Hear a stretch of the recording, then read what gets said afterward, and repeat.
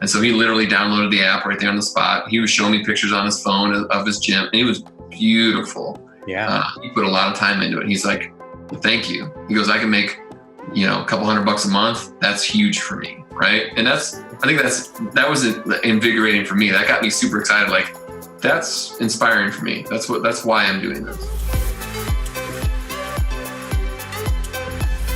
Hey, fitness fans, welcome back to the Future of Fitness podcast and interview series. This is your host, Eric Malzone, and this is episode number 107. I get to talk to Chris Daskam of Airgym.com. So it sounds just like it is. It's like Airbnb, but for home and commercial gyms. And Chris will explain it much better than I will in this intro. But it's fascinating. It's a great idea. His business is, at least at the time of this recording, in the initial stages of gathering investors and moving forward. He does have proof of concept, as he has a lot of people engaged with the service and the application already. So it's a fascinating thing. And it just starts making you think, right? How is this interconnected world we're living in going to optimize the resources that we have?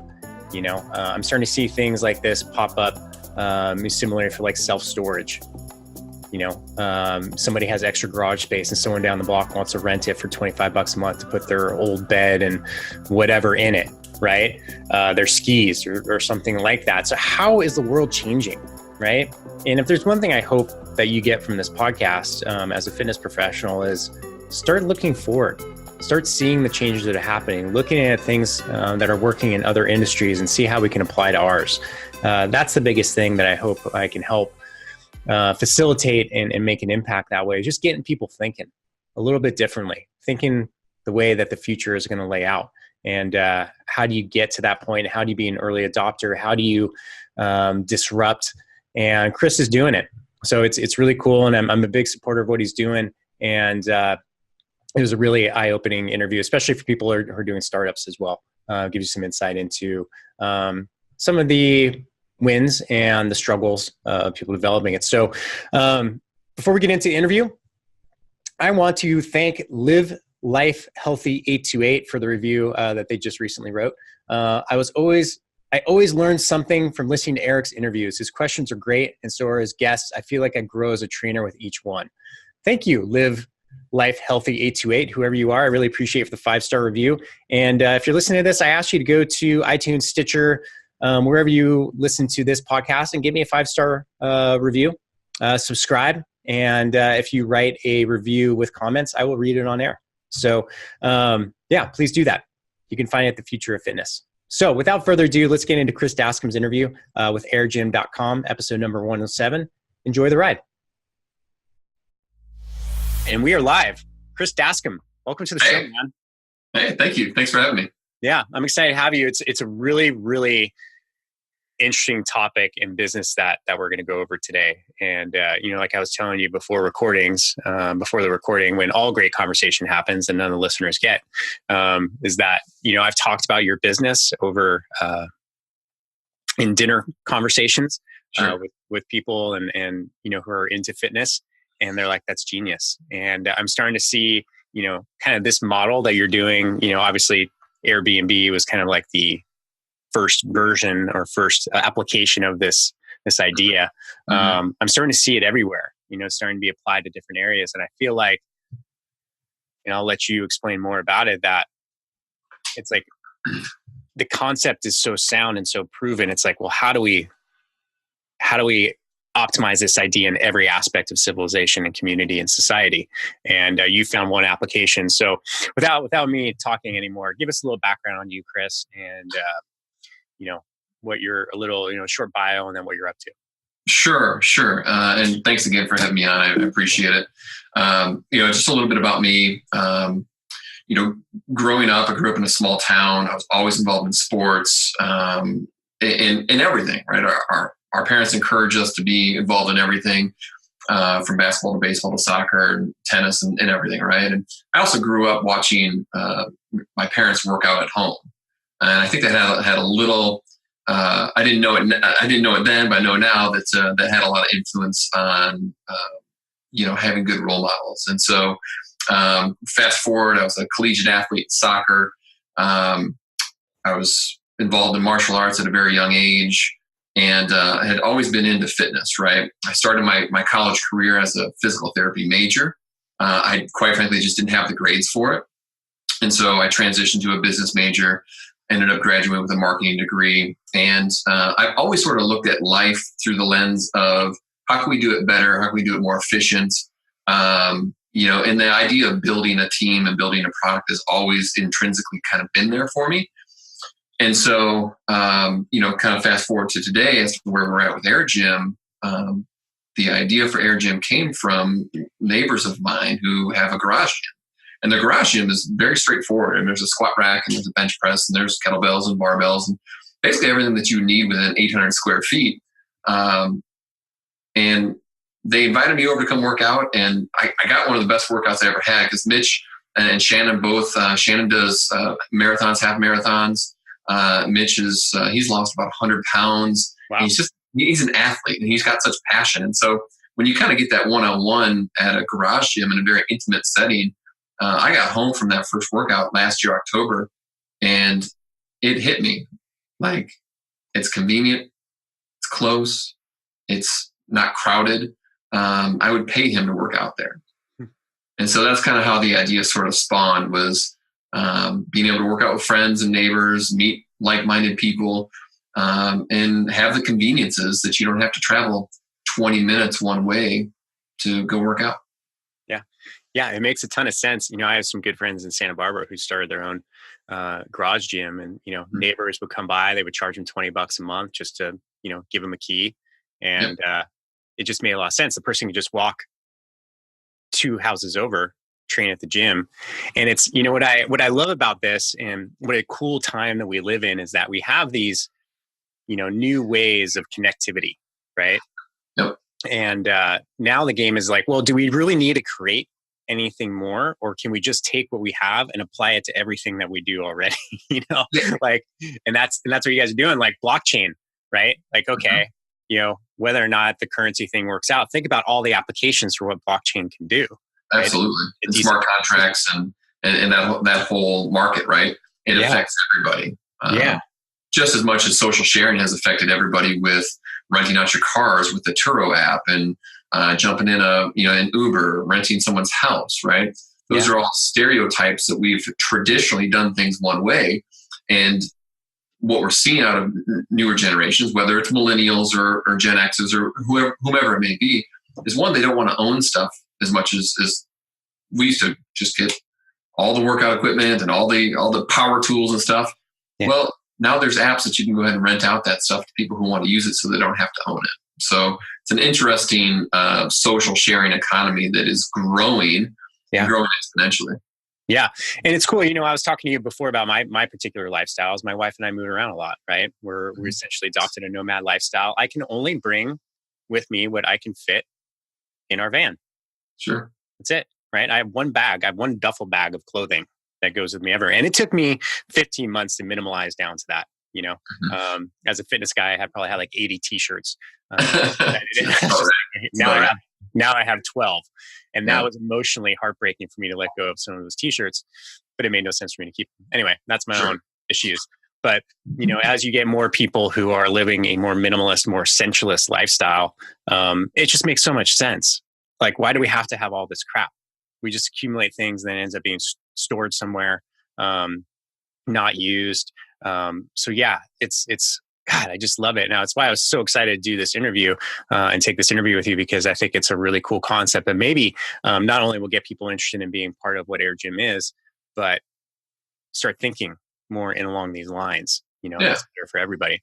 So give us details on Airgym, man. How did you get it started? What does it look like now? Who's it for? All those good things. Yeah, I mean, I can kind of start back. Airgym originally, like I mentioned before, came from the idea of being able to just go next door, go down the streets, go around the corner from work, and be able to pop into a gym without paying for memberships, without paying for subscriptions, sign-on fees, etc. The idea when it hit me, I was in the shower and I actually yelled for my wife and I said, "Hey, Sarah, can you just jump online real quick. Tell me if there's any, apps that I can rent out someone's home gym. And she's like, what? What are you talking about? I'm like, I want to rent Mitch and Shannon's gym. I said, is there an app for it? It's 2018 at that time, 2017 at that time. I said, there's got to be an app for it. Right. And so, and there wasn't. And so, with my business background, I've worked for Fortune 50 companies. I've managed millions of dollars of sales for other companies. Putting together a business plan and marketing plan was kind of rudimentary for me. But the way I went about it was understanding the category data first. What is the market doing for home equipment sales? What is the market doing for commercial gyms? And is it a sustainable idea, right? Is it a big enough part of the industry that I can actually make a business of and people would adopt and people would use? And so a lot of the 2 or 3 months that I started doing research was that, right? Once I understood that commercial gyms globally are going to grow about 12% over the next 4 or 5 years, that was intriguing. Home equipment sales are going to grow about 5%. That was even more intriguing because people were buying home equipment. Mm-hmm. Then I started understanding, well, how many home gyms are in my neighborhood?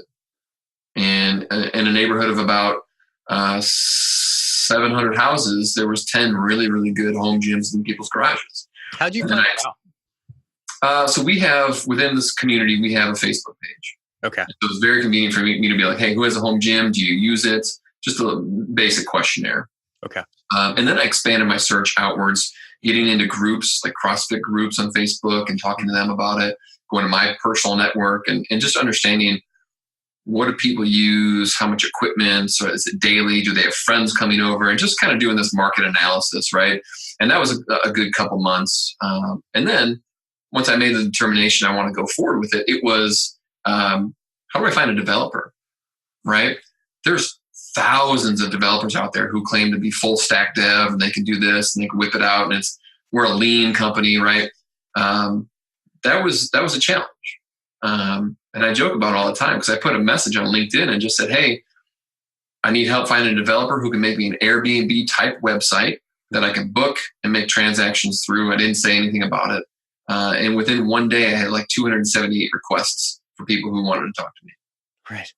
And I'm like, oh boy, that's overwhelming. Yeah. And so kind of fast forward to where we're at now, we picked our developer based off of their experiences with fitness, their experiences with booking. I've been very happy with Cubet Techno. I think they've done a good job of getting the MVP in place and it's usable. We launched the app July 1st of 2018. And, the numbers of people who signed up pre-launch, we're about 125.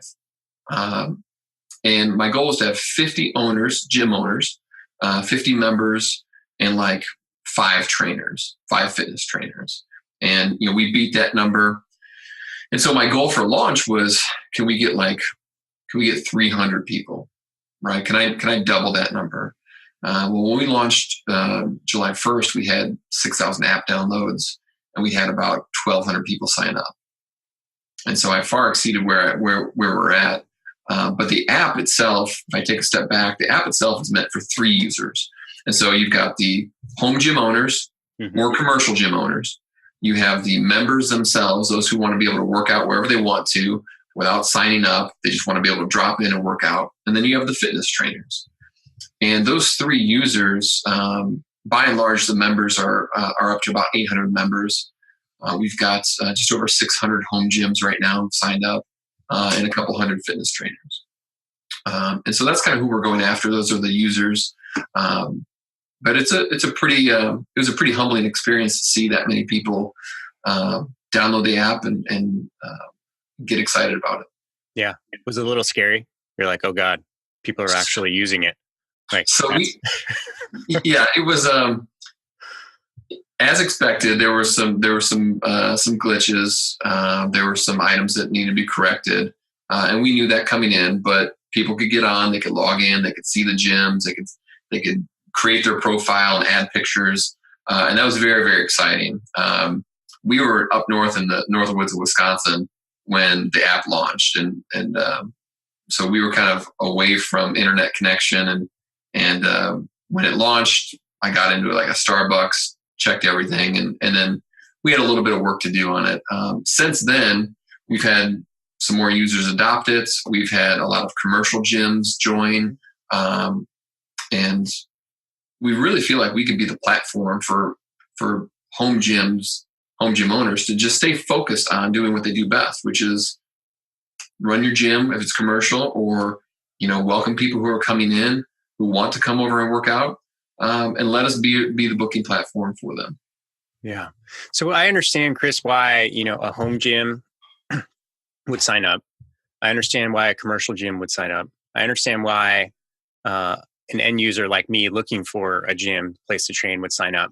But the personal trainer or the fitness coach, how does that fit into the piece here? How does that work? Yeah. So I have a lot of friends who are personal trainers, and I understand that the hustle and the grind that goes into what they're trying to do for themselves, because intrinsically they want to be able to help people. But I also understand that there's a cost involved in it, right? They're either paying they're a contractor, they're renting out space for $500 or $1,000 a month. But internally they want to be able to build their own client base and make good money, right? And so what I sought out to do with Airgym was to have a Find My Trainer section. Okay. So any fitness trainer can post their bio, their profile, and people can book a time slot for them. So essentially, we want to be the booking platform for the trainers, and they don't have to use an Airgym.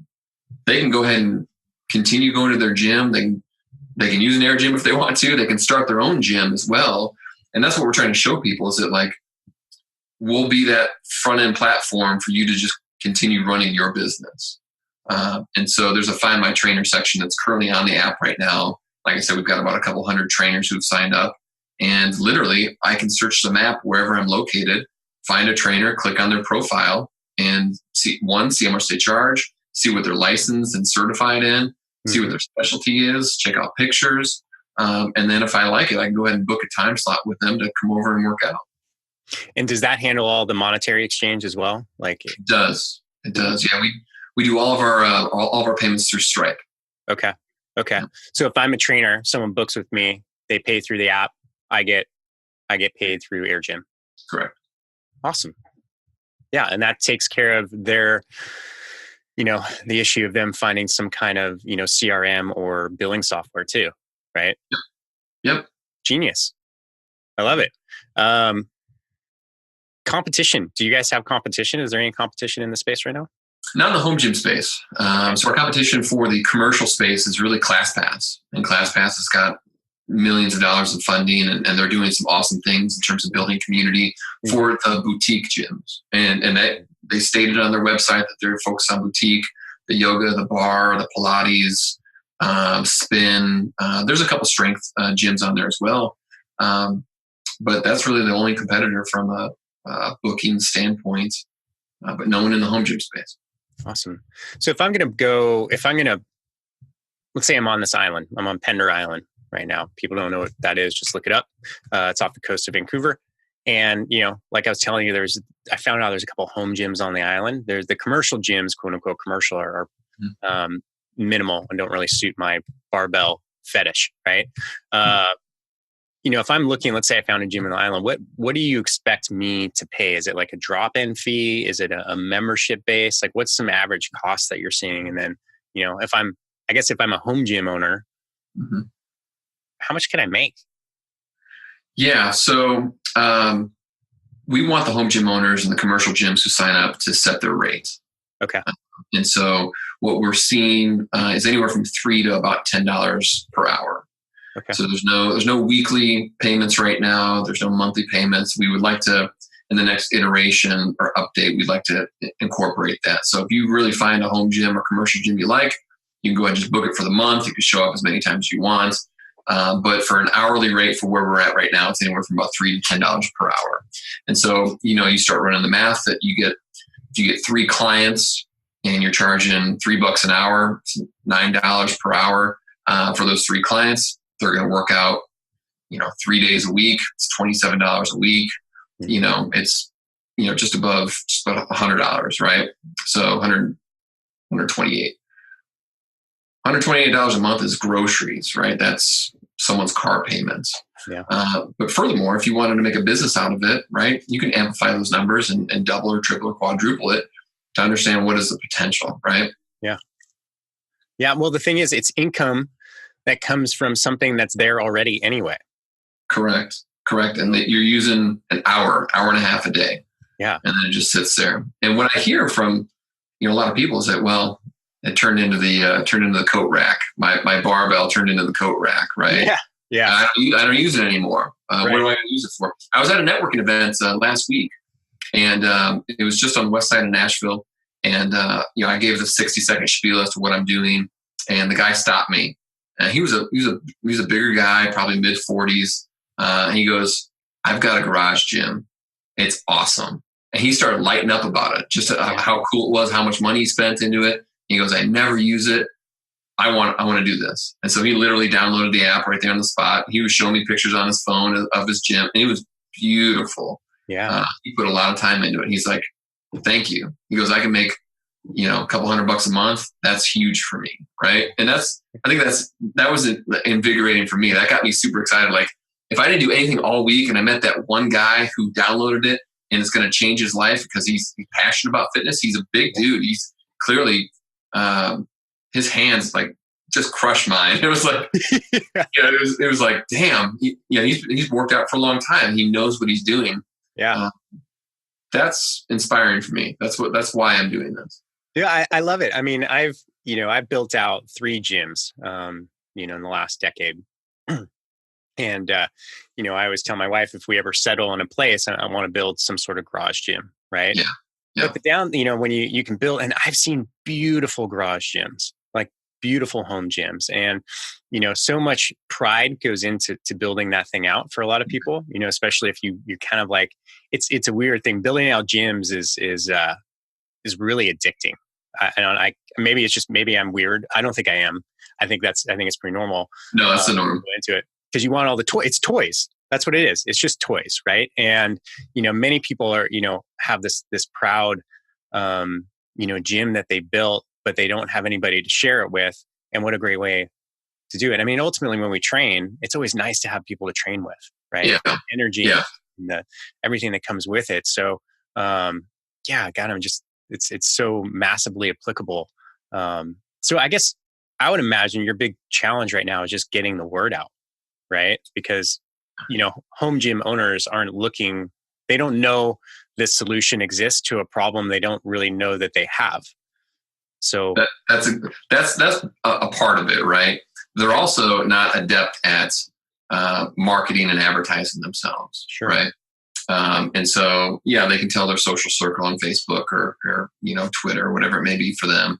But at the end of the day, Airgym as a company where we would like to go, and we're still very much in our infancy stage of making sure that users are using it and there's adaptability and sort of the blocking and tackling that's going into Airgym's businesses. We also want to be able to get to a point where we're promoting based off location, right? So you're in Vermont, you said? No, Vancouver. So you're in Vancouver and you open up the Airgym app, and all of a sudden, based off your geolocation, you see that there's 4 Airgyms. And you can see the pictures without having to tap into it. It just happens automatically, right? And there's a level of just support that we want to be able to give to the home gym owners and to the trainers as well. That it makes it so easy for them to find clients, much like Airbnb does, and Uber does. And you can see where people are located. We've got a map feature, but we definitely want to step it up as we look to bring on a seed round or attract an investor. Yeah. So that's my next question is what is the next step for you guys? You want to bring on investors or do you want to, give us some insights. Where do you see this happening going the next 6 months or so? Yeah, great question. I mean, I think ultimately, I'm doing this for all the right reasons, is that I want that community to be first, right? And so the community feel and aspect and communication is very, very important. That brand of Airgym of not being a traditional brick and mortar gym is important. So what we're looking to do is we're looking to bring on build out the team first and foremost. Bring on a technical advisor, someone who can help out with the tech side. Because I'm a non-technical founder, right? I'm more big picture CEO.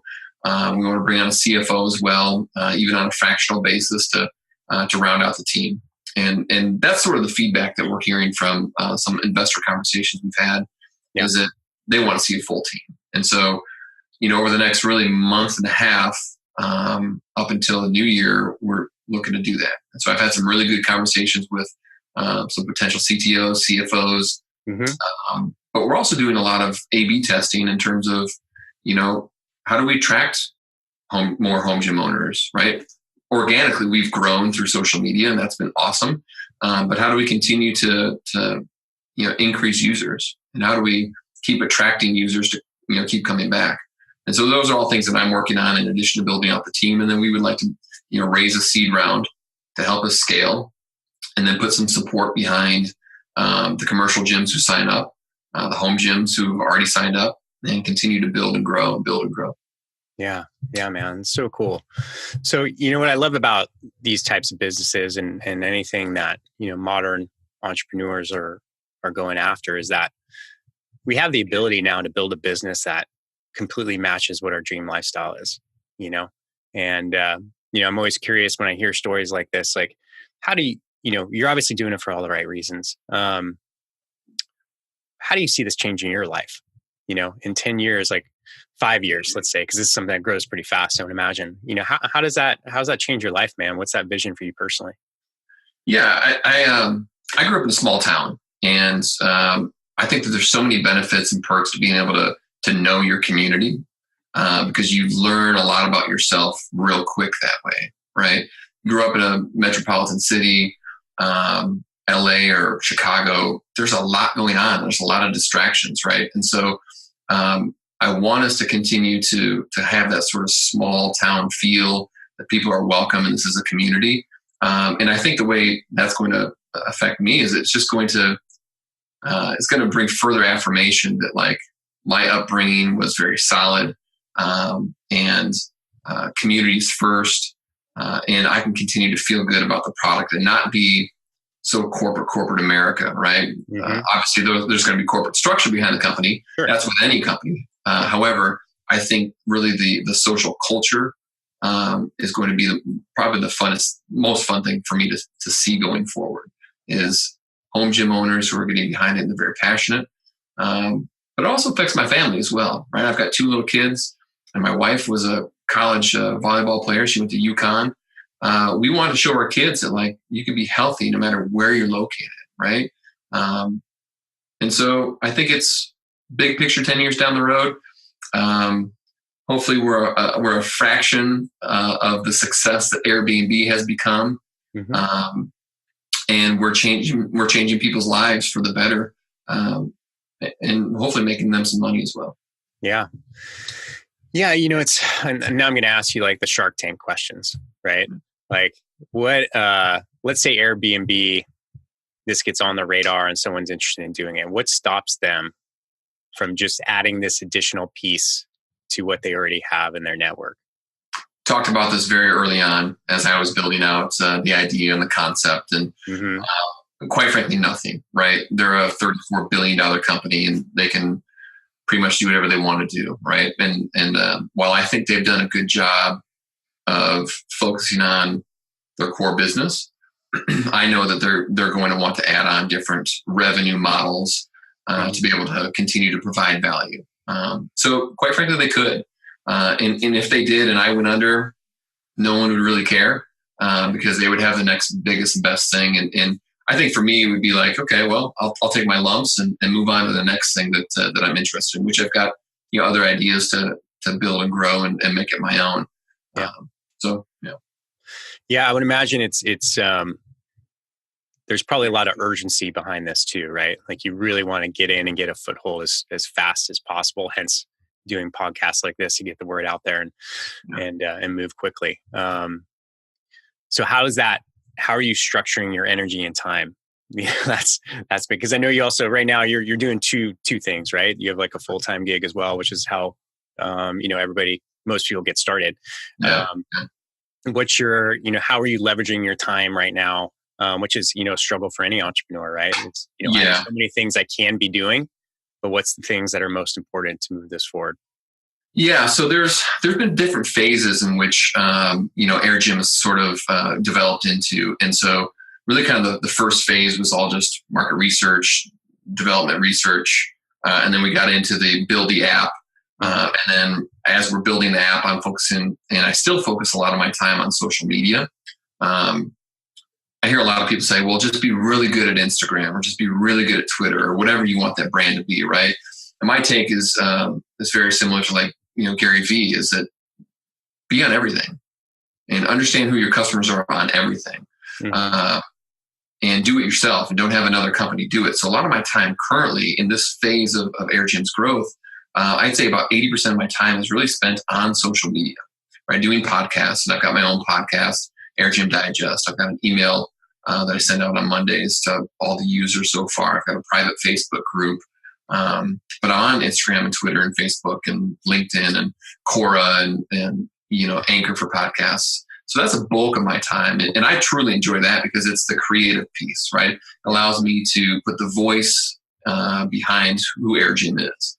And then, a lot of what else that I'm doing during my day is trying to build on strategic partnerships, right? Defiance Fuel Water. I sat down with the president. It's a local Nashville company, Defiance Fuel Waters. They're a science-backed water company. They've got a pre-workout supplement they just rolled out, and they're doing big things. So that partnership's got a lot of synergy. NutriFit is a company locally here in Nashville as well that's just starting to get into the retail space with Whole Foods and other retailers. And so there's some good synergy there as well. And so I'm just trying to show them that, a lot of my marketing materials, a lot of those Instagram posts include them, right? I want people to see what they're doing because I believe in them. And then, some of the corporate backbone and the structure of what Airgym needs to be is also what I focus on. So refining the pitch deck to talk to investors, finding other mentors who want to, help me leapfrog myself because you don't know what you don't know, right? And so that's sort of the structure: 70-80% on social media, 10 to 20% on strategic relationships, and then the other 10% on sort of the corporate backbone and where we need to go. Yeah, it's interesting, and that's social media. I would double down on that play too, because you have to show people that they have a problem, and then solve that problem. And that's, it's two, there's certain the easiest type of business to create is one where the problem is obvious and you just give the solution. Right. For sure. And then there's ones like, what you're working on, what I work on a daily basis is like, you don't know you have this problem, but you do. And your world would be so much better if you solved it. Right. And that's, interesting play. So, for people who are listening, like what strategic partnerships are you particularly looking for? So we're looking at, we've kind of formed the supplements and the water, and that came pretty quick. But we're also looking at like a platform for us to be able to provide workouts directly to the Airgym users, right? So those companies who are creating a lot of content that's directed at certain body parts for workouts, that would be something we would like to go ahead and speak with. Right. We also want to speak with, other commercial gyms as well, right? Those companies who want to get 2 or 3 or 4 locations signed up is how do we help promote them and do more with them? And then anyone else who's interested in Airgym, anyone who believes in, this sort of booking platform and this community, we'd love to chat with them for sure. Yeah, man. This is really interesting. So if I'm a personal trainer, I'm a fitness entrepreneur right now, right? Why do I need to be checking out Airgym? Like, what's the benefit to me? Let's start with a couple of why. If I'm a gym owner, right? Let's say I'm Eric 2015, right? Owned a CrossFit facility, pretty decent size. Why do I need to be on top of this? Yeah, I mean, I think it's important that you as a fitness professional stay focused on the most important part of your business is clients, right? Oh, yeah. And you want it to be easy for clients to be able to find you, find a time, and then go ahead and book that without going through a lot of, mundane tasks, right? And then once they get there, you as the fitness gym owner, that's all you should be focused on is that client experience, right? That customer service, that workout, the post-care follow-up, if you're going to shoot them an email to invite them back. That's the most important part as to what you should be doing. The booking platform should be the easiest thing that people come across and get paid for it. Yeah. Yeah. I love it, man. So, where do you see this? Let's sum it up with one final, this is my favorite question, right? Yeah. In 12 months from now, right? What's going on in Chris's world and what does Airgym look like?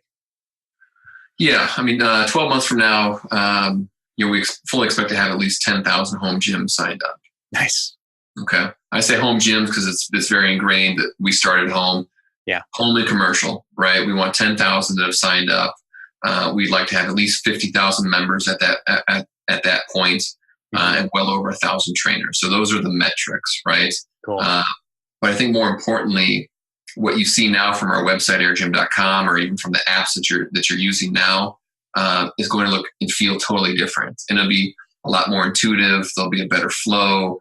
There'll be some, promotions and advertising of gyms, not of Defiance Fuel or NutriFit, because my goal was not to make money off of this app. My goal was not to push ads in people's faces. Mm-hmm. My goal is to build community from within the community. So you won't ever see ads, mark my word, you won't ever see ads that are pop-ups or non-relevant to what you truly need when it comes to booking a home or commercial gym. Yeah, I love it, man. Well, Chris, this is really fun. Let's maybe think about coming back on in 12 months and giving us an update on what's going on with Airgym. I'd be honored to, man. I appreciate the time and thanks for having me. Yeah, of course. This was really intriguing and thought-provoking and exciting, really. It's cool to see, our goal here on the show is to keep people educated so that, fitness professionals are skating to where the puck is going and not where it is right now, because things are changing so darn fast. And, this is one of those things you definitely want to have on your radar. So yeah, man. Thanks for coming on, Chris. Appreciate it. Thank you so much. Yeah. Hey, fitness fans, don't leave yet. It's your host, Eric Malzone, and I have a quick favor to ask. Actually, 3 favors. So number 1, if you're a fan of our show, I ask you to do something that takes under 3 minutes. Go to iTunes, please, and subscribe to our show. Please, please, please. It means so much to us. It's so important. And then give us a favorable review. We would really, really appreciate it. And I can't tell you how much it means and helps us out. So I know it takes 2 minutes of your day, and it means a lot to us. So please do that. Number 2, go to our YouTube channel, our Fitness Marketing Alliance, and please subscribe to our YouTube channel there. Number 3, if you like this episode or any of the episodes that we've released, share it on social. That's huge. That's a big deal for us. And we put a lot of work into these episodes, trying to give you great actionable content for the fitness industry. So that would mean a lot. And that's it. So we have some big plans coming up for this show. I'll be talking about that in the next couple episodes, but thank you so much for listening. It means so much. And if you have any questions, please reach out to me. I'd love to hear from everybody. Eric, ERIC, at fitnessmarketingalliance.com.